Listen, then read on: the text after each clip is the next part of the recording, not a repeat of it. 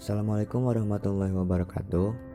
Kami dari kelompok 4 akan mempresentasikan hasil kerja kelompok kami mengenai Kerajaan Pajang. Sebelum lanjut, izinkan kami memperkenalkan diri terlebih dahulu. Sebelumnya izin memperkenalkan diri, nama saya Bulan Nuraini Kusarawati dari nomor urut absen 7.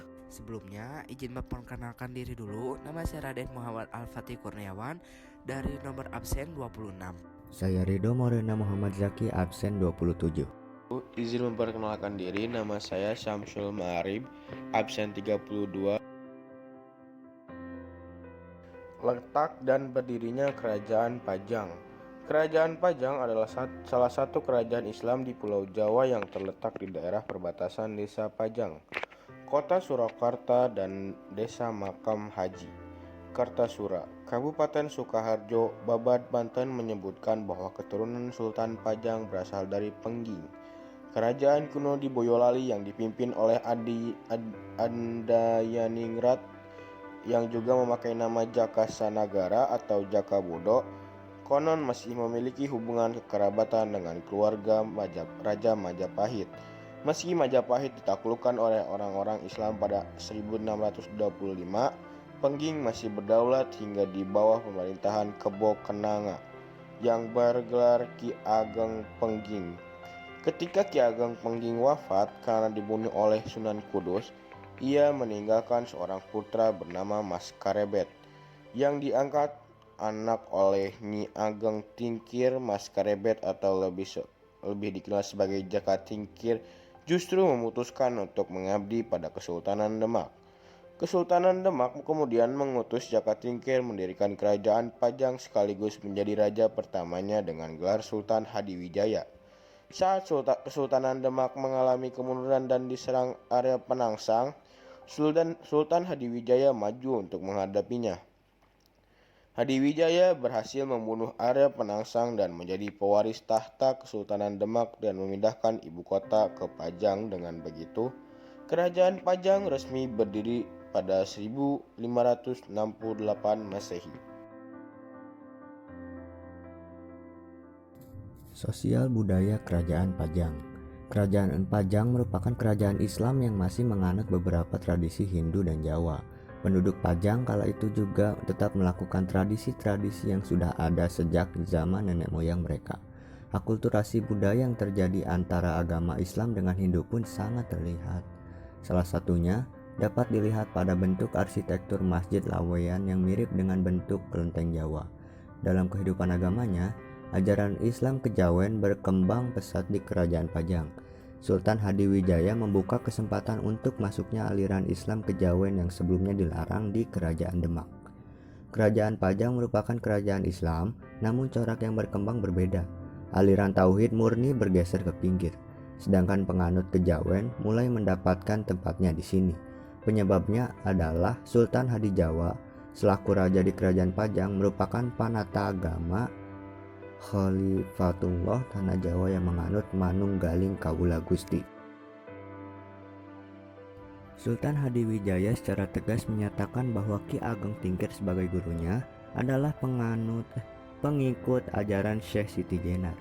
Demikian juga Ki Ageng Pemanahan yang nantinya akan mendirikan Kerajaan Mataram adalah penganut Manunggaling Kawula Gusti. Menurut paham itu, Tuhan bersemayam dalam diri manusia. Hakikatnya berasal dari Tuhan. Manusia hanyalah gambaran nyata dari Tuhan yang Maha Gaib, pencipta alam semesta. Ajaran Islam yang diajarkan oleh Syekh Siti Jenar ini melahirkan juga ajaran yang ditulis berupa suluk dan primbon. Masyarakat pedalaman masih menerima agama Islam hanya untuk abon-aboning ngaurip atau sebagai kelengkapan hidup saja.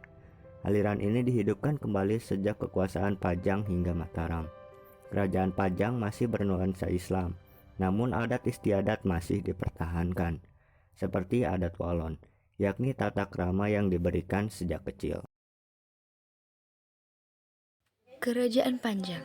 Kerajaan Panjang mencapai masa kejayaan pada masa pemerintahan Sultan Hadiwijaya yang menjabat sebagai raja selama 15 tahun. Pada masa kepemimpinannya, wilayah kekuasaan Panjang mencapai wilayah Madiun Blora, dan Kediri. Pertanian Panjang juga mengalami kemajuan yang pesat hingga menjadi lumbung beras utama di Jawa. Hal ini didukung oleh letak wilayah Panjang yang berada di dataran rendah yang dipertemukan Sungai Pepe dan Dengkeng. Peninggalan Kerajaan Panjang. Yang ke-1 ada Masjid Laweyan, yang kedua Pasar Laweyan, yang ketiga Makam Sultan Hadiwijaya, yang keempat ada Batik Laweyan, yang kelima Makam Pejabat Panjang, dan yang keenam ada Bandar Kabanaran. Selanjutnya ada keruntuhan Kerajaan Pajang.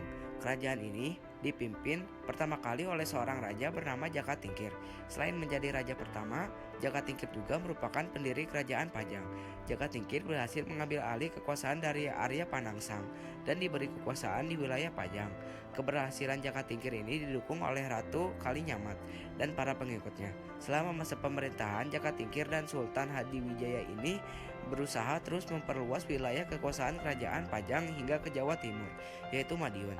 Tak hanya itu, kekuasaan Kerajaan Pajang juga mencapai kawasan Blora pada tahun 1554 Masehi dan Kediri pada tahun 1577 Masehi. Namun masa kejayaan Kerajaan Pajang tak berlangsung lama. Setelah Jaka Tingkir meninggal, Kerajaan Pajang mengalami keruntuhan. Penyebab keruntuhan Kerajaan Pajang adalah perbuatan kekuasaan dan tahta kerajaan. Setelah kematian Jaka Tingkir, wafat, tahta Kerajaan Pajang berpindah ke Arya Panggiri yang merupakan anak dari Sultan Prawoto, raja keempat Kerajaan Demak. Semasa pemerintahannya, Arya Panggiri hanya mengutamakan bagaimana cara untuk menaklukkan Mataram dibandingkan memikirkan kesejahteraan rakyat. Setelah masa kekuasaan Arya Panggiri, Kerajaan Pajang dipimpin oleh Pangeran Benawa. Namun masa kepemimpinannya tak berlangsung lama dan membuat Kerajaan Pajang runtuh dan menjadi bagian dari Kerajaan Mataram. Sekian materi yang dapat kami sampaikan. Mohon maaf apabila terdapat kekurangan maupun kesalahan. Terima kasih. Wassalamualaikum warahmatullahi wabarakatuh.